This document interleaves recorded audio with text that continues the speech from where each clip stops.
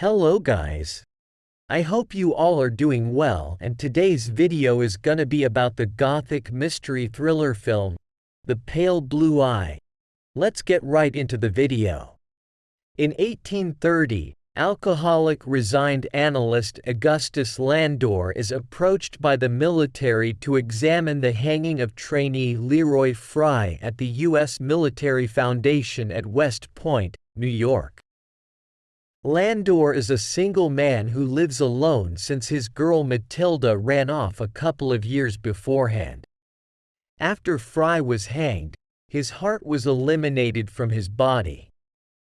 In the funeral home, looking at the carcass, Landor finds a little piece of a note gripped firmly in Fry's grasp. Additionally, marks on Fry's neck and fingers recommend that he didn't hang himself, however was killed.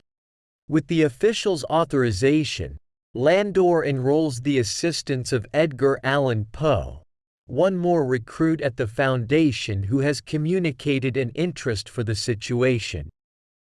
Poe and Landor derive from the composition on the note part that it was gathering Fry to a mystery meeting. After a cow and a sheep are tracked down nearby, butchered and with their souls eliminated, it is concluded that the homicide could be connected to dark wizardry customs. Another trainee, Ballinger, disappears and is subsequently found hanged, with his heart and his privates eliminated.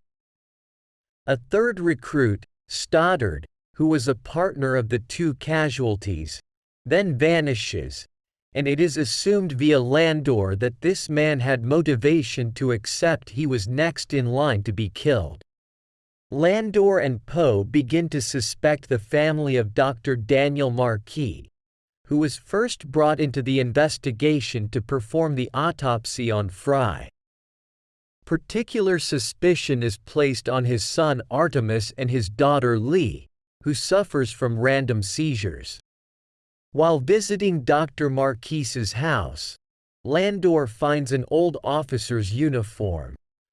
A man impersonating an officer had been involved in the mutilation of Fry's body. Landor confronts Dr. Marquis, who admits that he had resorted to black magic to cure Lee of her seizures, and initially she appeared to improve. Poe is enchanted by Lee and volunteers to do whatever she wants. However, he is drugged and wakes to find that Artemis and Lee are about to cut out his heart, in accordance with the ritual to cure Lee. Landor manages to arrive in time to rescue Poe, but the building catches fire and Lee and Artemis die. Feeling that the case is currently addressed, the tactical says thanks to Landor for his administration. Nonetheless, Poe, recuperating from his brush with death, sees that the penmanship on the note piece found in Fry's grasp matches that of Landor. Stringing together all the data that he has assembled, it becomes evident that Landor was, truth be told, the enemy of the recruits. Poe defies Landor with his decision.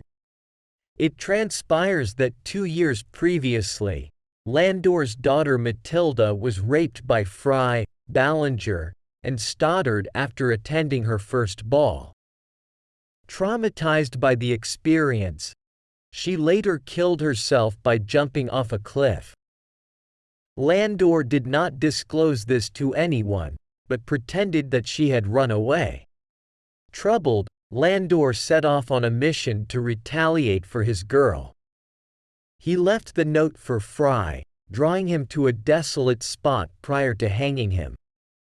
Be that as it may, a watch ended up strolling by, so Landor had to leave the body there. Lee and Artemis later took the heart for their custom. Subsequent to killing Ballinger, Landor ravaged his cadaver to cause it to create the impression that the recruit had been killed by something very similar, crazy person, who had profaned Fry's body. Poe tells Landor he has 2 notes with penmanship tests that can interface Landor straightforwardly to the killings, yet prior to leaving, Poe consumes them.